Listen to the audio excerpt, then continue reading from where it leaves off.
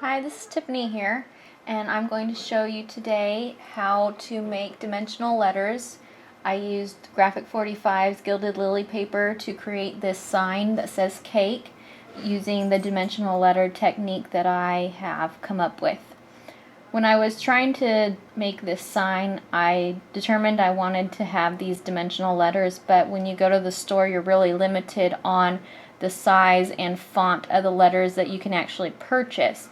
So I came up with a way to get exactly what I wanted, what size I wanted, what font I wanted, and it just creates versatility, and you can use it on all types of things. You can use it on letters or even design projects. This is the letter I cut out of my silhouette. It's the size I want it for my project. I want the design to be a 1/2 inch wide dimension, so I'll cut 1-inch strips so that will create the dimension of the letter. I'll score the 1-inch strips at 1/4 and 3/4, and that will leave the 1/2 inch in order for me to make the dimension of my C. Depending on how big your letter is or your object will determine how many of those you actually need. I'll fold over the edges that I just scored, and this will create the actual dimensionable part. As you know, when you fold paper, it doesn't necessarily bend very nicely. It'll only bend in certain areas. So in order for me to create the dimension around the curved areas of the letters, I'm going to make these slits into that 1/4 inch section that I folded over. And you would just make those slits all the way down the whole piece of paper on both sides. Once you do that, the paper becomes a lot more pliable and can fold and bend and curve a lot easier.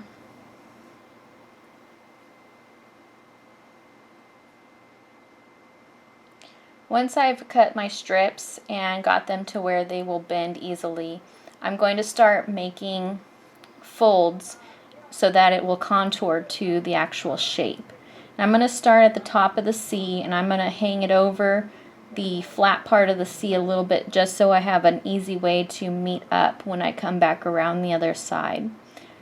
I'm going to secure it and make that my foundation point for the rest of where I lay it out. When I secure the letter to the actual strip of paper, I'll use a variety. I use glue. I use that glue because it's quick dry. I only have to hold it there a few seconds and it's secure. I've used score tape. It just really depends on the area that I'm working with. How much room do I have? Is it easier for me to use glue? How will it be handled? If it's going to be handled a lot, I'll probably use glue over score tape. If it's going to be in heat, I'll probably still use glue over score tape. It just depends, and you can use either one. It works the same. You're just going around the outer edge of the letter or object. When I'm putting this on, I'm making sure to butt up the edges next to the edge of the actual letter. Sometimes when you get into some tight areas, it doesn't get exactly butted up against, but I do try and get it as close as possible. I'm usually, before the glue sets, trying to fiddle with it to get it to line up directly with the edge. I don't want it to hang over the C because I don't want it sticking out the front. So if it has to, it might be a little bit off and not exactly butted up against, but it's better to be a little off than have it hang over the edge and then you would see it on your finished project. When you get to the areas that are kind of tight, like that edge of the C, I will tend to measure it out and put my folds in first. Once you get it secured down, it's really hard to make those folds when you come to an edge like that. So I'll measure it out and I'll fold the paper to make that bend and that edge so that I can just set it in and it should fit just fine before it gets secured.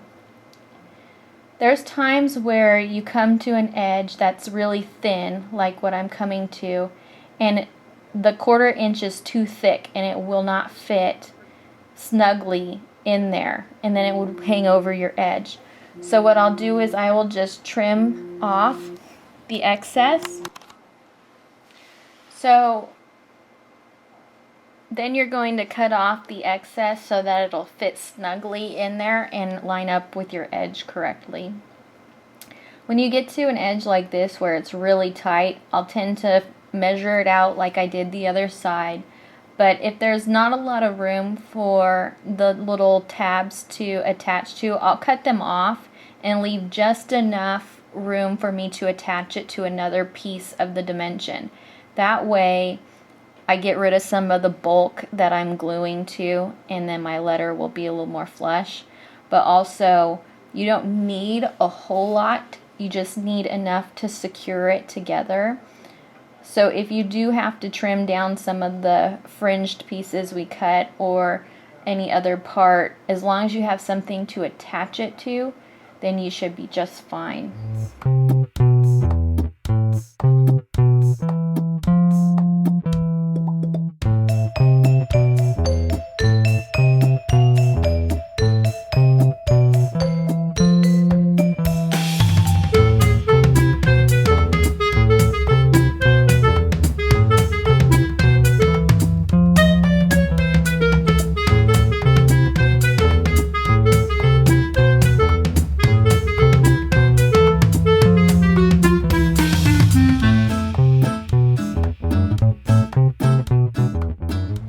When you're all finished with your letter, something you want to consider is that on the pieces that are really thin and not very bulky, you want to make sure that you're not seeing the fringe on the come out the other side. You definitely don't want to secure your letter down and then find out that you have fringe sticking out the other side of a portion of it. This is the completed dimensional letter. I used cardstock for both. You can use whatever you want. You're really not limited on color or anything because it's going to be covered with another layer. I cut this C out again from Rare Oddities paper collection from Graphic 45, and I'm just going to place that over the top. I could have made my C out of chipboard and done the dimensional with the cardstock as well. It just depends on how sturdy you want the dimensional part of the letter or the object. I've used on the cake sign ribbon to cover the edge, the dimensional part. You can use ribbon, or like here I cut strips of the design paper that coordinates with the project. So I'll just take glue and I'll hang it over the side just like I did the first time, so that I have something nice to meet it up to, so I don't have some corner that ends up not being finished because the paper didn't go over it. I'll secure the first piece down with glue, and then I'll just continue throughout gluing it down a little at a time. That way I make sure all the bubbles are out and make sure it's smooth and that it is actually butted up against the edge, the top edge of the letter. You don't want to leave any of the cardstock exposed just in case you just use some scrap cardstock and it doesn't match the design you had intended for it. So I'll continue to cover the C up. I have used this technique not only on just letters, but I've actually built things dimensional with this. I play violin, and so I found this paper that was musical instruments, and I decided I wanted to create a violin. So I cut the top and back of the violin out of chipboard. I cut all the parts out of chipboard pretty much, and then I used this technique with cardstock. I used a little bit more quality cardstock, so it's a little more sturdy, and I made the dimensional part, so it's an actual 3D sized violin. It's not sized to actual violin size, but it is rather big for a decoration, that is. So you can do this with any type of design. anything you want to create for a project, you can use this way to get it dimensional. By cutting those slits really gives you the flexibility to make it curve around anything you want.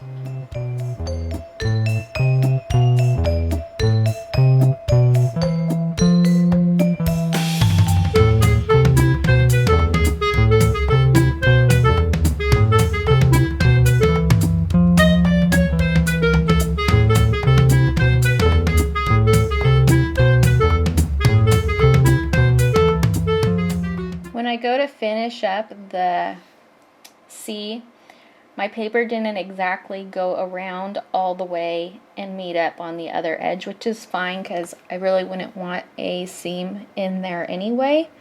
So what I'll do after I secure this piece down is I will just cut a strip completely to cover that whole edge there. I would rather have the paper doubled up than have a seam in the middle of such an exposed piece of the project.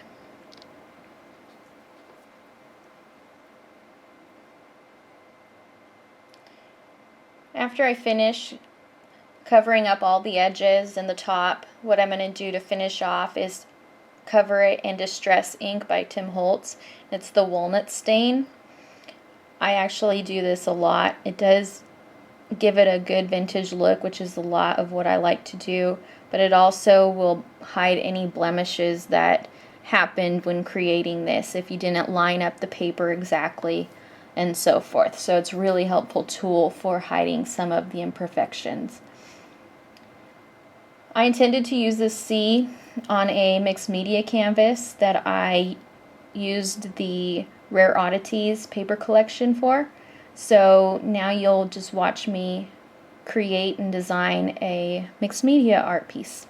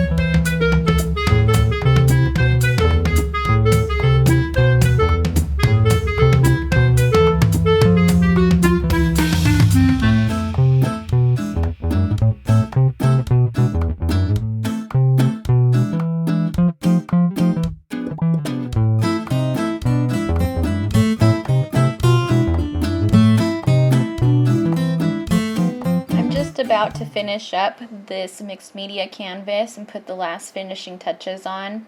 I hope you enjoyed this and stick around to see some snapshots of the image. You can see some of my other mixed media canvases or chipboard albums on my blog, and I'll have a link below in the description. Thank you, and I hope to speak with you all again the next time I have something new to share.